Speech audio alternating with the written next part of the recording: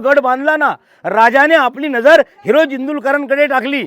त्या इंदुलकरांची आणि राजांची एकदा नजर झाली आणि इंदुलकरांनी अशी मान खाली घातली. तर जेव्हा रायगड बांधून पूर्ण झाला होता ना, तेव्हा राजाने एकदा इंदुलकरांना विचारलं होतं की इंदुलकर, हा रायगड राजधानीच्या दृष्टीने बलकट आणि अभेद्य झाला आहे ना.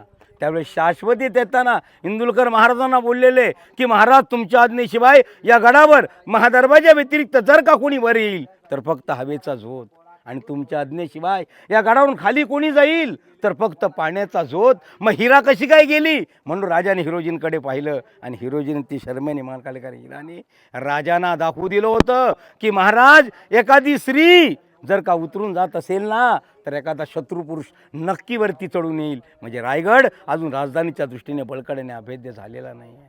महाराज लगेच दुशासन इंदुलकरांना म्हटलेत की बा इंदुलकर, तुम्ही आमच्या बांधकाम खात्याचे प्रमुख म्हणून आम्ही लाडाने तुम्हाला हिरोजी म्हणतो, परंतु तुमचं बांधकाम कापणारी ही हिरा नव्हे, हिरकणीच आहे. ज्या ठिकाणी आई उतरले तिथला कडा तासून घ्या, तिथे बुरुज बांधा आणि त्या बुरुजाला या आईचं नाव द्या.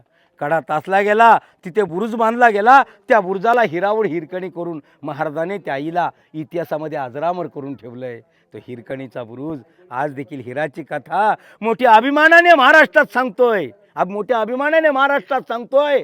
कुणासाठी? तर बाळासाठी. हे जे आईनं केलं धाडस होतं, याचं महाराजांनी दरबारात कौतुक केलं.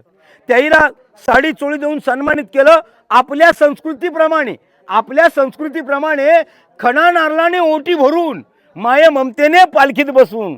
साहेब, तेव्हाची पालखी म्हणजे आताच्या कुठल्या गोष्टीशी आपण तुलना करू शकतो? तेव्हाची पालखी म्हणजे आताचं काय? तेव्हाची पालखी म्हणजे साहेब आताची लाल दिव्याची गाडी. कारण त्या काळात एखाद्याला पालखीचा मान दिला ना, केवढा मोठा बहुमान वाटायचा.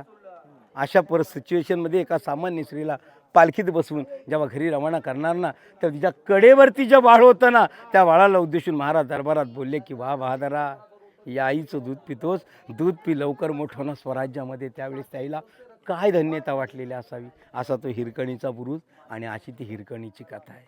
ज्या 200 फूट लांबीच्या चौतऱ्यावर तुम्ही बसलेला आहात ना, उभे आहात ना, हा दप्तरखाना म्हणजेच एक ऑफिसचा प्रकार. दप्तरखान्याच्या पुढे बघा, तो आयताकृती चौतरा आहे ना, सदर म्हणतात तिला. सदरेवर बोलवलंय म्हणायचेत ना, सदरेवर बोलवलंय. सदर म्हणजे खास लोकांची मिटिंग, भेटीगाठी होण्याची जागा. ज्याला उर्दूत दिवाने खास म्हणतात, त्याला मराठीत सदर म्हणतो आपण. पुढे जाणार आहोत ती राजसभा, जिथे आपल्या राजांचा राज्याभिषेक सोहळा झाला आहे, ती जागा पुढे आहे. सदर पुढे राजसभा, दिवाने खास पुढे दिवाने आम. पण तिकडे जाण्यापूर्वी खिडक्यांमधून खाली एक स्थळ पाहायचं आहे तुम्हाला. या खिडक्यांमधून खाली एक तलाव दिसतं.